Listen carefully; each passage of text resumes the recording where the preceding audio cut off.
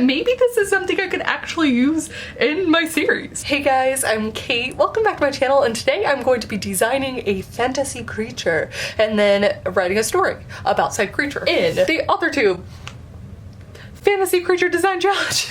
I was asked by Danny Ranger Writing if I wanted to participate in this, and I was so excited. I don't often write fantasy on that level where I'm creating creatures, but I have done it just a little bit in my Meridian Maps story, so I'm actually really excited to get some more practice at this. I will leave a link down below to everyone else who is participating in this challenge, but without further ado, let's go ahead and get started. Look at that little monster. My Frankie in the background. Not the monster I will be writing about today, but perhaps I will take inspiration.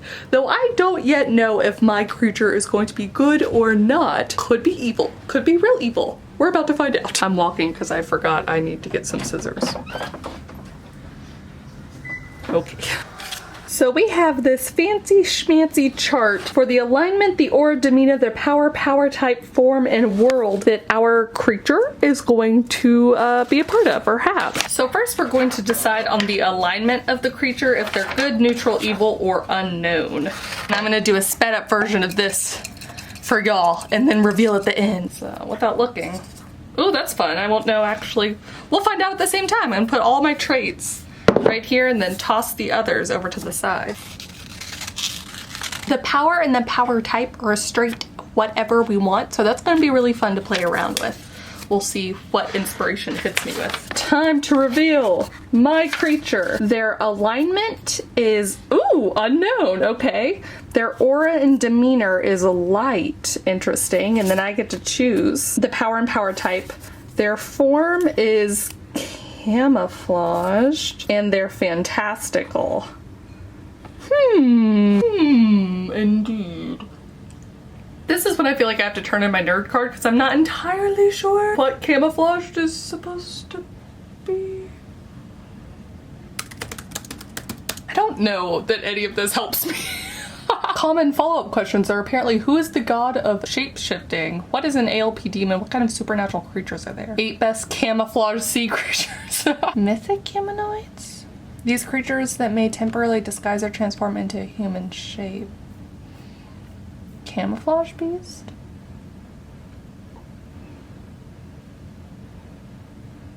Here's the thing, right? Okay, step 2 of this entire process is to draw the creature. Most of y'all know that drawing is not my forte. However, I'm thinking inspiration can come in all forms. I don't yet understand half of what I want my creature to be, or maybe all of what I want my creature to be, so why not figure it out by drawing it? This is either genius or dumb. But much like everything else, to keep myself from doing this for forever, we're gonna set a timer. I'm gonna pull my hair back because we're getting serious about this. I'm ready. Ah, okay. We're gonna set my timer to a whole 5 minutes and just draw. Go!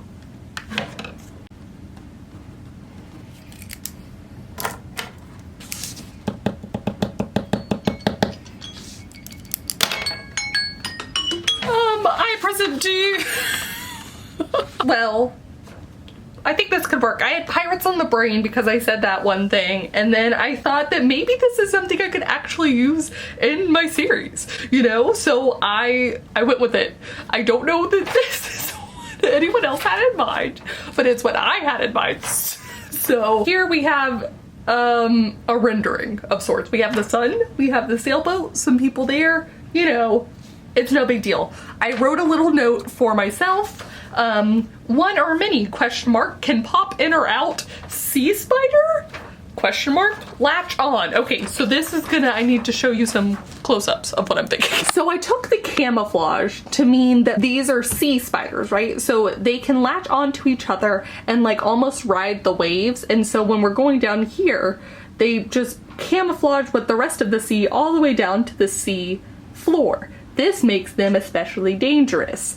As you can see, they're about to be near the boat. What I'm thinking is if they're like a legend almost, maybe not a legend, but no one knows for sure, because they're fantastical and we're in a fantastical world, if these things are one of many, like the popping in and out, as in they can create more of themselves, almost duplicating themselves. Like, is it one being or is it like a school of fish? Which one is it? We don't know. Do they just work so well together, kind of like ants? Or is it just one sort of all-knowing being that can like stretch its reach so far? And I'm thinking, because the alignment is sort of unknown, we don't know, maybe it can capsize ships because it can just go with the waves so well. It can push things off, it can like stretch onto the sand and like just really shape the ocean. So it could be used for good or evil depending on what's the ship, what's the purpose, do they even know? Is the good that one people think is good actually the good for this sea spider creature thing that I haven't named yet? Who knows? Okay, that's my creature. Step 3, and the final step, is to write a short scene with the creature in it. Get creative is Danny's only note. So I feel like I need to name it, right? Or do I tell it from the point of view of someone who's never seen the creature and then I don't have to name the thing? You could just be shocked. You know what? I think I need a little bit more time to think about this. Go ahead, put the camera.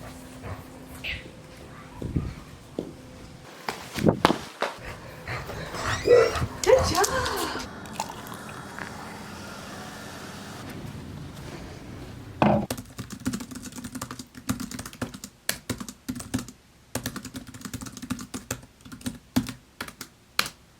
I don't know that that works.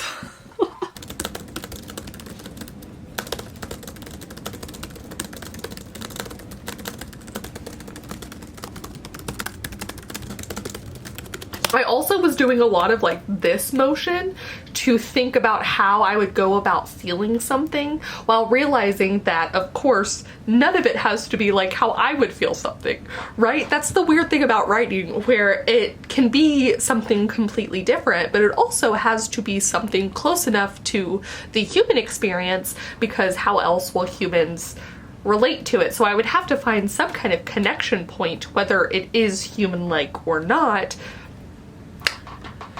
Okay, let me just read it to you. There's a ship in her body and it's moving fast. I stretch my arm on the crest of the waves, and as they crash, I explode forward, reaching, extending until the tips of my essence can sense the wooden barrel of the ship. No one has gotten this close to Nirvana in decades. Queens and emperors have fallen, entire generations destroyed. The landmass and earth have shifted, and here, now, of all times, there's a ship in her body. And yet, she's silent. As I glide my sprawling sensors along the bottom of the ship, I wait. One word from her and the ship will capsize. One word from her and it will burst in the middle. Wooden planks exploding outwards, humans falling overboard only for their terror to be drowned. One word and there will no longer be a ship in her body.